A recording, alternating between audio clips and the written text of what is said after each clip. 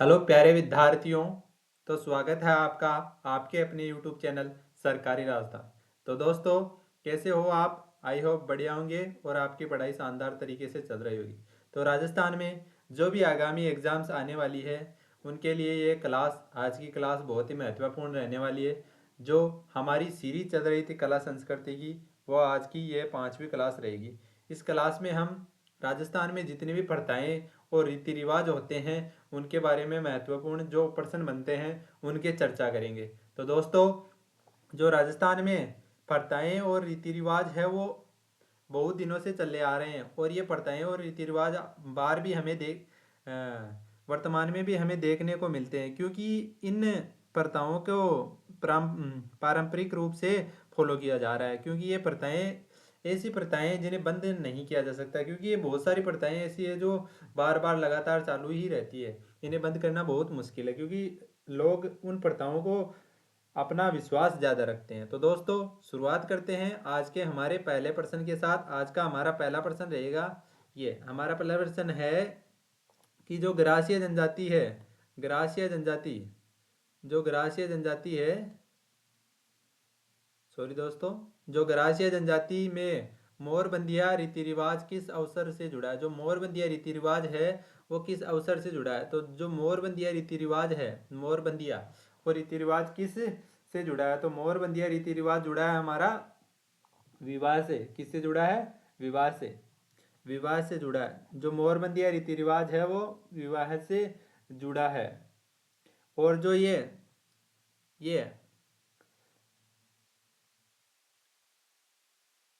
और जो ये ग्रासीय जनजाति है वो भील जनजाति से संबंधित है। भील जनजाति से संबंधित है। भील जनजाति से संबंधित है। तो दोस्तों, आपको याद रखना है कि ये भील जनजाति से संबंधित है। और ये अपने आप को चौहान, ये क्या मानते हैं? ग्रासीय जनजाति के लोग ये अपने आप को चौहान वंशज मानते हैं। चौहान वंशज, ये आपको महत्वपूर्ण याद रखना है। चौहान वंशज, वंशज, चौहान वंशज मानते हैं। चौहान वंशज मानते हैं और शिव, दुर्गा तथा भैरव की पूजा करते हैं। शिव, दुर्गा और भैरव, और भैरव की पूजा करते हैं। भैरव की क्या करते हैं? पूजा करते हैं। और इस जनजाति के लोग, जो जनजाति के लोग हैं, वो मोर को आदर्श पक्षी मानते हैं। जो मोर है वो इनका आदर्श पक्षी है। क्या है? आदर्श पक्षी। आदर्श पक्षी कौन सा है? तो मोर इनका क्या है? आदर्श पक्षी है। यह आपको ध्यान रखना है। दो तीन बातें हैं वो आपको ध्यान में रखनी है। तो दोस्तों, अगला प्रश्न रहेगा। अगला प्रश्न है कि हमारा जो बढ़ार है, जो बढ़ार क्या है? जो बढ़ार क्या होता है? तो दोस्तों, आपको बताना है कि जो बढ़ार होता है वो क्या होता है। तो बढ़ार क्या होता है? जो बढ़ार होता है वो हमारा विवाह आयोज्य भोज होता है। यानी विवाह पर जो आयोजित भोज होता है, यानी विवाह पर जो भोजन दिया जाता है वो क्या होता है? विवाह आयोजित भोज होता है। ये एक प्रकार से कब किया जाता है? जब ये विवाह के अगले दिन, विवाह के अगले दिन, विवाह के अगले दिन, यानी दूसरे दिन, अगले दिन या दूसरे दिन, अगले दिन क्या होता है? जब वधु नव दंपति, यानी नव दंपति यानी वर वधु को लेके आता है, तो आशीर्वाद समारोह किया जाता है। जो आशीर्वाद समारोह किया जाता है, आशीर्वाद समारोह, आशीर्वाद समारोह किया जाता है और प्रतिभोज किया जाता है। आशीर्वाद समारोह और प्रतिभोज किया जाता है। आशीर्वाद समारोह व प्रतिभोज किया जाता है, उसे ही क्या कहते हैं? प्रतिभोज किया जाता है, उसे क्या कहते हैं? बढ़ार कहते हैं। जो बढ़ार है वो यहाँ से निकला है ये शब्द। यानी आशीर्वाद, जब नव दंपति को आशीर्वाद देने आते हैं लोग, और उसके साथ जो प्रतिभोज किया जाता है, जो प्रीति भोज किया जाता है, उसे ही क्या कहा जाते हैं? बढ़ार कहते हैं। तो ये बढ़ार के बारे में जानकारी है। तो दोस्तों, अगला प्रश्न रहेगा हमारा। अगला प्रश्न है कि राजस्थान के रीति रिवाज में आणी, आणी क्या है? राजस्थान के जो रीति रिवाज हैं उसमें आणी किसे कहते हैं? जो आणी शब्द है वो किससे संबंधित है? तो आणी शब्द हमारा किससे संबंधित है, बताना आपको। तो दोस्तों, किससे संबंधित है बताइए? कुआं पूजन से। कुआं पूजन से है। दुल्हन के परिवार द्वारा वर की बारात का डेरा देखने जाने से है। डेरा देखने जाने से है। या विवाह के पश्चात दुल्हन को दूसरी बार ससुराल भेजना, जल झूलनी की एकादशी की पूजा। तो कौन सा रहेगा इसमें? तो जो जो विवाह के पश्चात, जब विवाह के पश्चात दुल्हन को दोबारा ससुराल में भेजा जाता है, ससुराल में भेजा जाता है, तो उसे क्या कहते हैं, आणी कहते हैं। तो ये आपको ध्यान में रखना है। ये बार बार प्रश्न पूछा जाता है, लगातार पूछा जा रहा है। ये 2 से 3 बार प्रश्न पूछा जा चुका है। ये 2 से 3 बार ये प्रश्न पूछा जा सकता है। तो आपको ध्यान में रखना है, ये आपके आगामी एग्जाम्स के लिए महत्वपूर्ण प्रश्न रहने वाला है। तो दोस्तों अगला प्रश्न रहेगा आज का अगला प्रश्न है कि जो राजस्थान राज्य में प्रचलित सागड़ी प्रथा है, जो सागड़ी प्रथा है हमारी, जो सागड़ी प्रथा है, ये सागड़ी प्रथा को आपको ध्यान में रखना है। मोस्ट इंपॉर्टेंट रहने वाली है ये सागड़ी प्रथा, मोस्ट। तो सागड़ी प्रथा है, ये किससे संबंधित है? जो सागड़ी प्रथा है वो किससे संबंधित है? बंधुआ मजदूरी प्रणाली से है, शादी की परंपरा से है, शादी की परंपरा से है, या राजस्व संग्रह का प्रकार है, या एक विशेष प्रकार का कर है? तो कौन सा रहेगा दोस्तों इसमें? जो इसका सही आंसर रहेगा वो है बंधुआ मजदूरी प्रणाली। जो बंधुआ मजदूरी प्रणाली है वो सागड़ी प्रथा से संबंधित है। तो सागड़ी प्रथा से संबंधित है। और जो राजस्थान में, देखो एक बात और याद रखनी है आपको, जो राजस्थान में सागड़ी प्रथा, जो राजस्थान में सागड़ी प्रथा है, सागड़ी प्रथा प्रथा उन्मूलन यानी बंद करने का काम कब हुआ? उन्मूलन, सागड़ी प्रथा को बंद करने का काम कब हुआ? तो ये हुआ था 1961 में। 1961 में ये पारित हुआ था। क्या हुआ था? 1961 में ये पारित हुआ था। ये आपको ध्यान में रखना है। और सागड़ी प्रथा को हाली प्रथा भी कहते हैं। जो सागड़ी प्रथा है उसको क्या कहते हैं? हाली प्रथा, हाली प्रथा भी कहा जाता है। जो सागड़ी प्रथा का दूसरा नाम यदि आपको दे दे हाली प्रथा, तो हाली प्रथा भी कहा जाता है। तो इस प्रथा के अंतर्गत होता क्या है? इस प्रथा जो प्रथा है उसके अंतर्गत होता है कि जमींदार साहूकारों को आदि, जमींदार और साहूकार आदि गरीब लोग होते हैं ना, वह जनजातीय लोग होते हैं, उनको क्या करते हैं? उधार दी गई राशि के बदले, यानी जो उनको पैसे उधार देते थे, पहले तो ये पैसे उधार देते थे, फिर उनसे जो मजदूरी करवाते हैं, उधार दी गई राशि के बदले उन्हें नौकरी पर रखा जाता है। वो क्या है? सागड़ी प्रथा है एक प्रकार से। जो साहूकार और बड़े कारोबारी होते हैं वो पहले तो पैसे दे देते थे, और फिर उनसे जो गरीब व्यक्ति और जनजातीय लोग थे उनसे क्या करवाते थे? मजदूरी करवाते थे। तो ये क्या है? एक सागड़ी प्रथा है। तो ये उनसे शोषण करते थे। तो ये दोस्तों आपको ध्यान में रखना है। तो दोस्तों 2% इसमें और बन सकते हैं कि हाली प्रथा को सागड़ी प्रथा कहते हैं, और राजस्थान सागड़ी प्रथा का उन्मूलन 1961 में किया गया। तो ये दोनों प्रश्न आपको ध्यान में रखने हैं। तो दोस्तों अगला प्रश्न रहेगा, आज का हमारा अगला प्रश्न है कि बिलों में छेड़ा फाड़ना, जो छेड़ा फाड़ना होता है बिलों में, वो किससे संबंधित है? जो छेड़ा फाड़ना होता है, जो बिलों में छेड़ा फाड़ना होता है वो किससे संबंधित है? तो जो छेड़ा फाड़ना होता है वो तलाक से संबंधित है। किससे संबंधित है? तलाक से संबंधित है। तो यह आपको ध्यान में रखना है, तलाक से संबंधित है।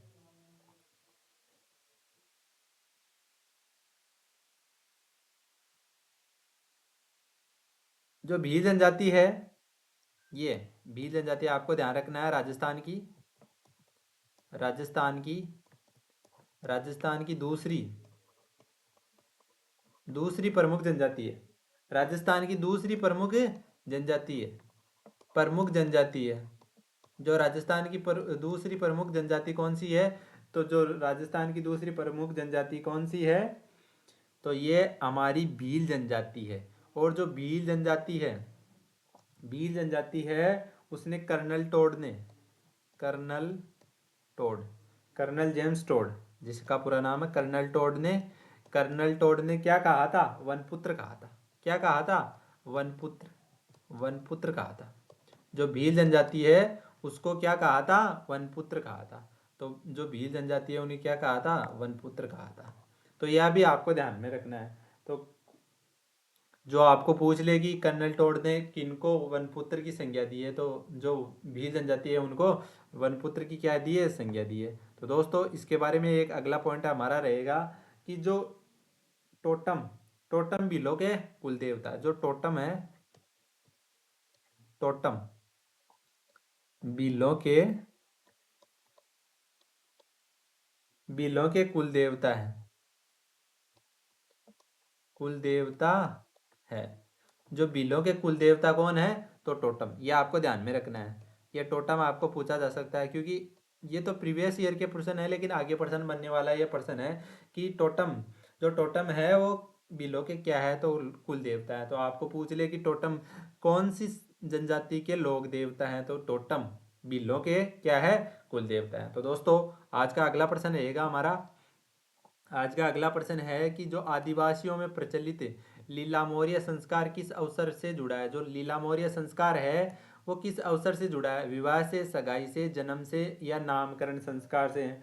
तो दोस्तों बताइए कि कौन सा इसमें सही आंसर होगा। जो लीला मौर्य संस्कार है, लीला मौर्य संस्कार है वो हमारा विवाह से संबंधित है। किससे संबंधित है, जो लीला मौर्य संस्कार है वो किससे संबंधित है, तो विवाह से संबंधित है। जो विवाह से संबंधित है, जो आदिवासियों में विवाह होता है उसको ही क्या कहते हैं, लीला मौर्य संस्कार कहते हैं। तो दोस्तों आपको ये क्लास कैसी लग रही है कमेंट बॉक्स में ज़रूर बताइएगा और अपनी राय कमेंट बॉक्स में दीजिएगा, क्योंकि जो आप अच्छे कमेंट करते हैं उनके बारे में हम वापस रिप्लाई भी करते हैं, क्योंकि बहुत सारे बच्चों को डाउट रहता है कि अलग अलग प्रकार से डाउट रहते हैं, वो आप डाउट भी कमेंट बॉक्स के माध्यम से आप पूछ सकते हैं। तो दोस्तों आप अपना फीडबैक दे सकते हैं इसमें। तो दोस्तों अगला अगला प्रश्न रहेगा हमारा, अगला प्रश्न है कि जो विवाह के दूसरे दिन वर पक्ष द्वारा नव दंपति के लिए आशीर्वाद समारोह व प्रतिभोज को क्या कहते हैं।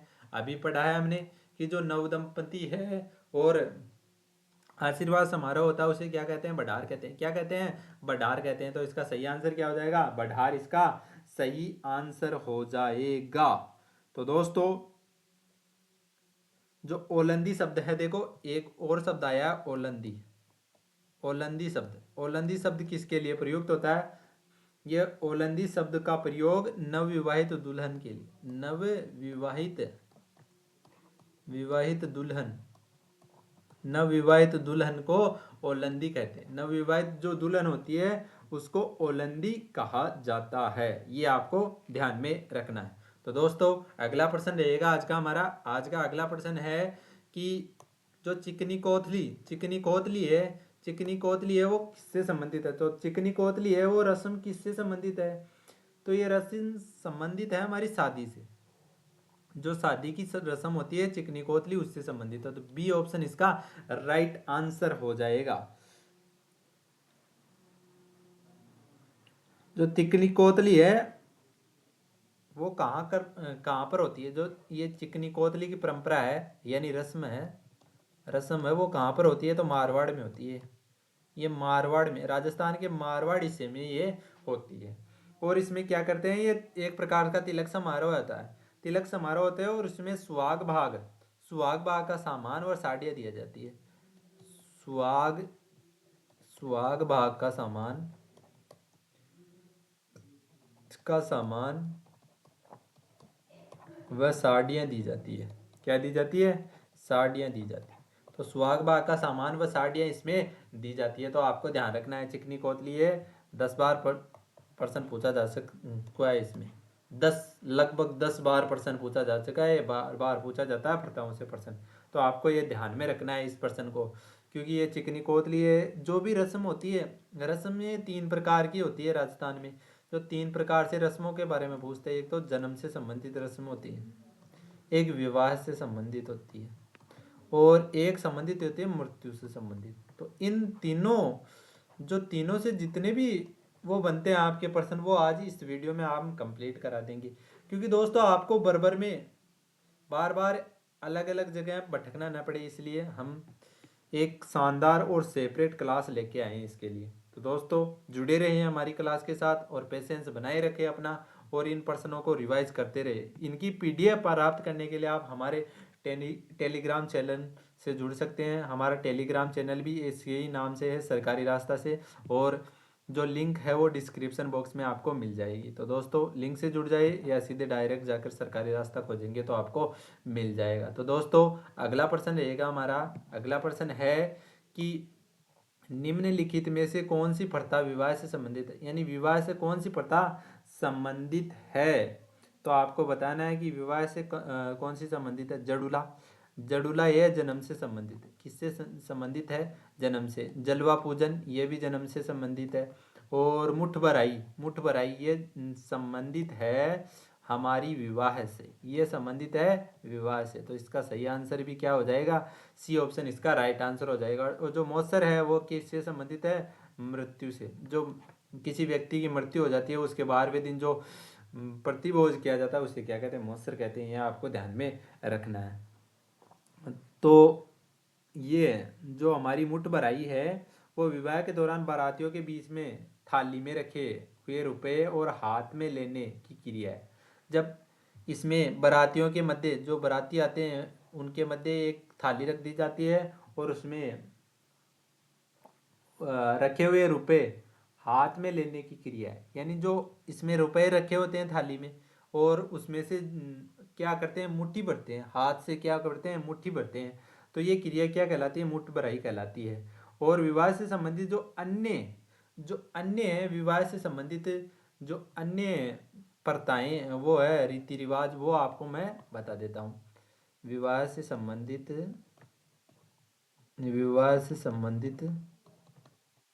ये भी आपको ध्यान में रखने हैं क्योंकि ये भी पूछे जाते हैं। संबंधित रीति रिवाज, विवाह से संबंधित रीति रिवाज में हमारा जो पहला रहेगा वो पीली चिट्ठी लगन पत्रिका। पीली चिट्ठी लगन पत्रिका। जो पीली चिट्ठी में लगन पत्रिका भेजते हैं वो एक रहता है हमारी कुमकुम पत्रिका। ये भी पूछा जा सकता है आपका, कुमकुम पत्रिका। और जो सिंजारा होता है वो भी विवाह से संबंधित, सिंजारा। और बरी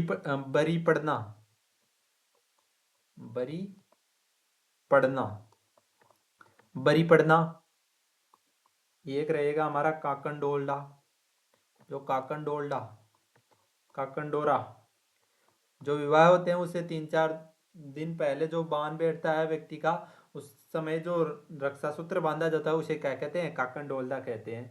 और जो बिंदोली होती है, बिंदोली यानी जो बिंदोरी काटते हैं, बिंदोरी निकालते हैं, हमारे बिंदोरी बोलते हैं, ये बिंदोली होती है। वो जब बारात जब निकलती है तो सारे गांव में बाजों के साथ जो निकलते हैं व्यक्ति, उसको बिंदोली कहते हैं।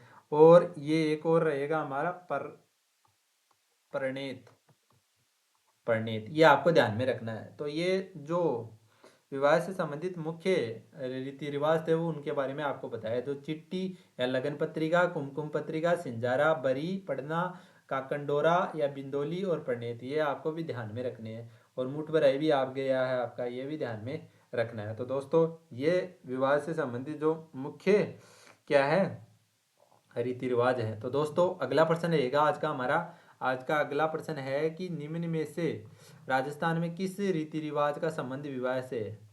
यानी ये भी प्रश्न रीति रिवाज से संबंधित है। तो जड़ूला अभी बताया किससे संबंधित है, जन्म से।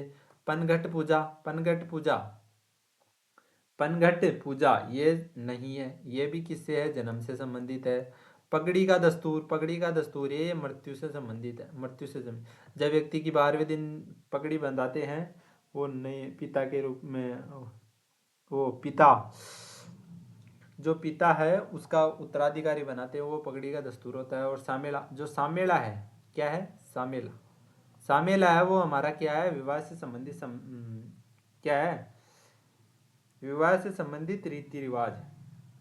जब बारात दुल्हन के गांव में पहुंचती है तो वर पक्ष की ओर से नाई या ब्राह्मण आगे जाकर कन्या पक्ष को बारात के आने की सूचना देते हैं। जो नाई और ब्राह्मण होता है ना, वो कन्या पक्ष को जो बारातियों की तरफ से जो नाई और ब्राह्मण होते हैं वो जाकर कन्या पक्ष को ये सूचना देते हैं कि बारात आ चुकी है। ये क्या होता है, सामेड़ा होता है। फिर कन्या पक्ष की ओर से जो नारियल और दक्षिणा दी जाती है उसे क्या, वो नारियल और दक्षिणा दी जाती है, वहां पर नारियल व दक्षिणा दी जाती है। फिर वधू का पिता है वो सगे संबंधियों के साथ बारात का स्वागत करता है, जो बारात का स्वागत भी करता है। और स्वागत की ये प्रक्रिया क्या कहलाती है, सामेला कहलाती है। ये आपको ध्यान में रखना है। तो जो ज़्यादा मोटा मोटा आपको ध्यान रखना है कि स्वागत की जो प्रक्रिया होती है, स्वागत की जो प्रक्रिया होती है उसे क्या कहते हैं, सामेला कहते हैं। जो सामेला क्या होता है कि जो स्वागत की प्रक्रिया होती है उसे क्या कहते हैं, सामेला कहते हैं। तो ये आपको ध्यान में रखना है। और ये सामेला शब्द किससे संबंधित है, आपको पूछ ले तो ये है हमारा विवाह से संबंधित है, विवाह से संबंधित है। देखो, विवाह से संबंधित, ये भी आपको ध्यान में रखना है। तो दोस्तों अगला प्रश्न रहेगा हमारा, अगला प्रश्न है, आज का अगला प्रश्न रहेगा कि निम्नलिखित में से कौन सा संस्कार जन्म से संबंधित है। जो जन्म से संबंधित कौन सा संस्कार है, सामेला नहीं है, बान नहीं है, मोसर नहीं है, जड़ुला। जो जड़ुला है वो किससे संबंधित है, जो जड़ुला हमारा संस्कार है वो किससे संबंधित है, तो जड़ुला हमारा जन्म से संबंधित है। जो जड़ुला कब करते हैं, जो बच्चे का मुंडन करते हैं ना, बच्चे का मुंडन यानी उसके बाल उतार दिए जाते हैं, सिर से बाल उतार दिए जाते हैं। सामेला अभी बताया है, बारात का स्वागत होता है इसमें, बारात का स्वागत होता है। बान कब होता है, जब लगन पत्रिका भेजी जाती है, लगन पत्रिका पत्र पहुंचाने पर लगन पत्रिका पहुंचाने पर जो वर वधु को हल्दी लगाई जाती है वो बान आता है, ठीक है। और मोसर होता है मृत्यु के 12वें दिन जो भोजन दिया जाता है उसे क्या कहते हैं, मृत्यु भोज, मोसर कहते हैं। मोसर और ओसर होता है, एक ओसर भी होता है, ये आपको ध्यान में रखना। ओसर ओसर क्या होता है, मृत्यु से पहले व्यक्ति अपनी खुशी से जो मृत्यु भोज कराता है उसे क्या कहते हैं, ओसर कहते हैं। ये भी आपको ध्यान में रखना है, ये पूछा जा सकता है आपको। तो दोस्तों अगला प्रश्न रहेगा आज का हमारा, आज का अगला प्रश्न है कि जो राजस्थान के रीति रिवाजों में मौसर किसे कहते हैं। मौसर क्या है, अभी बताया मौसर क्या है, मृत्यु भोज है, तो मृत्यु भोज क्या है, मौसर है। तो ये आपको ध्यान में रखना है। ये 12वें दिन किया जाता है राजस्थान में। यह मुख्यतः किस किस समुदाय में किया जाता है, तो राजस्थान के जाट व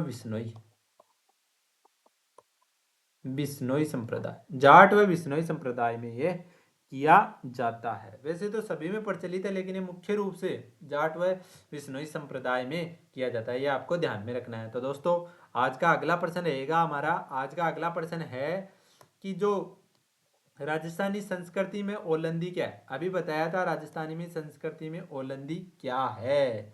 जो नववधु के साथ जाने वाली लड़की या स्त्री एक देसी खेल है, विवाह का एक प्रकार है, या राजस्थान का लोक गीत है।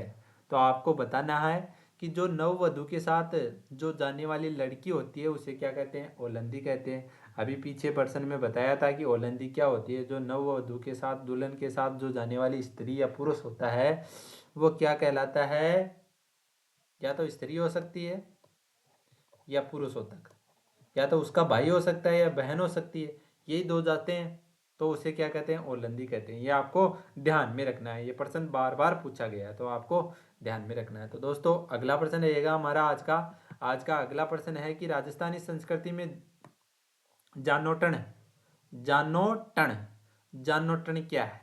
ये राजस्थानी संस्कृति में जानोटन क्या है, तो जानोटन क्या है, जो आपको बताना है कि जानोटन क्या है।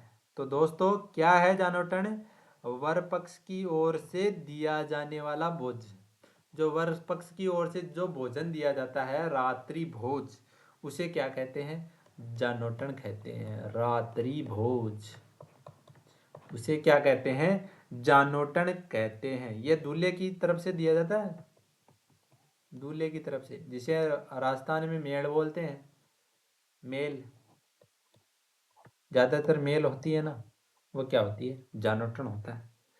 ये राजस्थान में संस्कृति के अनुसार जानोटन कहा जाता है। तो दोस्तों आज का हमारा अगला प्रश्न रहने वाला है, आज का हमारा अगला प्रश्न है कि जो जिम्मी जिम्मी क्या है, ये आपको बताना है, ये मोस्ट इंपॉर्टेंट लगा देना प्रश्न। जिम्मी क्या है, तो जिम्मी क्या है आपको बताना है।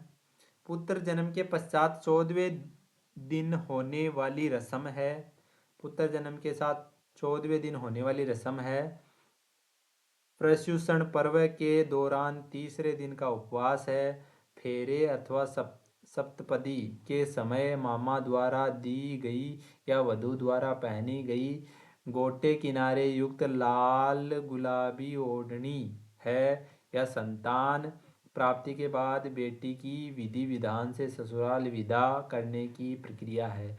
तो इसका सही आंसर हो जाएगा जो हमारा सी ऑप्शन है, वो इसका एकदम राइट आंसर हो जाएगा। फेरों या सप्तपदी यानी 7 बार जो फेरे लेते हैं उसको ही क्या कहते हैं, सप्तपदी कहते हैं। जो मामा के द्वारा वधु को या मामा के द्वारा दी गई या वधु द्वारा पहनी गई गोटे किनारे की जो क्या होती है, ओढ़नी होती है, लाल गुलाबी ओढ़नी होती है, उसे क्या कहते हैं, तो उसे कहते हैं जिम्मी कहते हैं।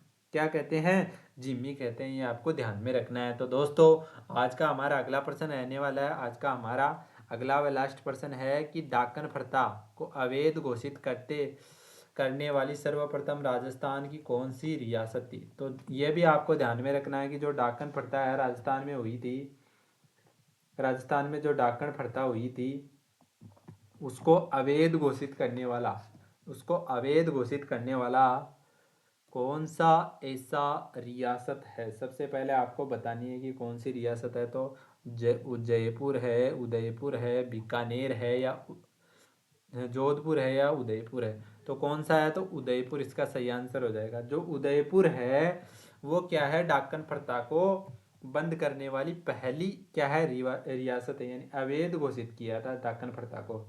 और डाकन प्रथा को कब अवैध घोषित किया, जो अवैध घोषित कब किया, तो आपको ध्यान में रखना है अक्टूबर 1853 को। 1853 अक्टूबर 1853 को डाकन प्रथा को गैर कानूनी घोषित कर दिया। तो ये डाकन प्रथा या डायन प्रथा क्या होती है, ग्रामीण महिलाएं अपनी तांत्रिक विद्या द्वारा नन्हे शिशुओं को मार देती है। जो ग्रामीण महिलाएं होती है वो तांत्रिक विद्या के द्वारा नन्हे शिशुओं को मार देती है। तांत्रिक विद्या द्वारा नन्हे शिशुओं को मार देती है। उसे क्या कहते हैं, उसे डाकन प्रथा कहते हैं। ये आपको ध्यान में रखना है। और जो डाकन प्रथा है वो किसके, जो उदयपुर के महाराजा कौन थे, तो महाराजा आपको बता देने हैं स्वरूप सिंह। कौन थे, स्वरूप सिंह। स्वरूप सिंह ने ये डाकन प्रथा बंद करवाई थी।